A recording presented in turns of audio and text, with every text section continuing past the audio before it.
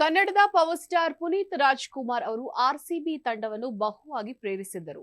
ಮುಂದೊಂದು ದಿನ ಆರ್‌ಸಿಬಿ ತಂಡ ಚಾಂಪಿಯನ್ ಪಟ್ಟ ಅಲಂಕರಿಸಲಿದೆ ಎಂಬ ಆತ್ಮವಿಶ್ವಾಸವನ್ನ ವ್ಯಕ್ತಪಡಿಸಿದ್ರು.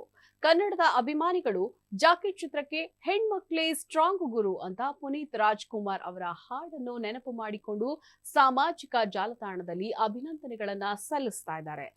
ಮೇಡಮ್, ಹುಡುಗರು ಗೆದ್ರು ಕಪ್ಪೆ, ಹುಡುಗಿರ್ ಗೆದ್ರು ಕಪ್ಪೆ. ಈ ಸಲ ಕಪ್ ನಮ್ದೆ.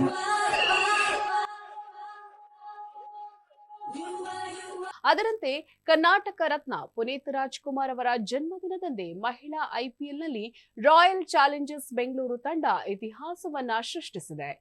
2024 ಫೈನಲ್ನಲ್ಲಿ ಆರ್‌ಸಿಬಿ ತಂಡ ಡೆಲ್ಲಿ ಕ್ಯಾಪಿಟಲ್ಸ್ ಅನ್ನ ಸೋಲಿಸಿ ಮೊದಲ ಬಾರಿಗೆ ಟ್ರೋಫಿಗೆ ಮುತ್ತಿಕ್ಕಿದೆ.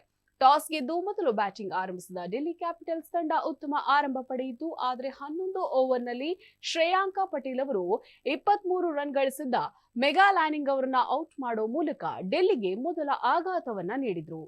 ಈ ಪಂದ್ಯದಲ್ಲಿ ಕನ್ನಡತಿ ಶ್ರೇಯಾಂಕ ಪಟೇಲ್ 4 ವಿಕೆಟ್ ಪಡೆದ್ರು, ಮಾರಕರಾದ್ರು. ಇನ್ನು ಮೊನೆಲಿಕ್ ಸಹ 3 ವಿಕೆಟ್ ಪಡೆದು ಎದುರಾಳಿಗಳಿಗೆ ದುಸ್ವಪ್ನವಾದ್ರು.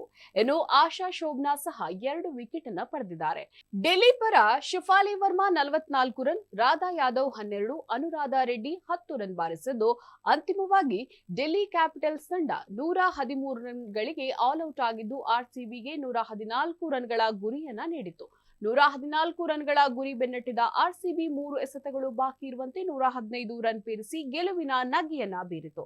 ಆರ್‌ಸಿಬಿ ಪರ ಸ್ಮೃತಿ ಮಂದಾನ 31 ಮತ್ತು ಸೋಫಿ ಡಿವೈನ್ 32 ರನ್ ಬಾರಿಸಿ ಔಟ್ ಆದ್ರು. ನಂತರ ಬಂದ ಎಲಿಸ್ ಪೇರಿ ಅಜಿಯಾ 35 ಮತ್ತು ರಿಚಾ ಘೋಷ್ ಅಜಿಯಾ 17 ರನ್ ಬಾರಿಸಿ ತಂಡದ ಗೆಲುವಿನಲ್ಲಿ ಪ್ರಮುಖ ಪಾತ್ರವನ್ನ ವಹಿಸಿದ್ರು.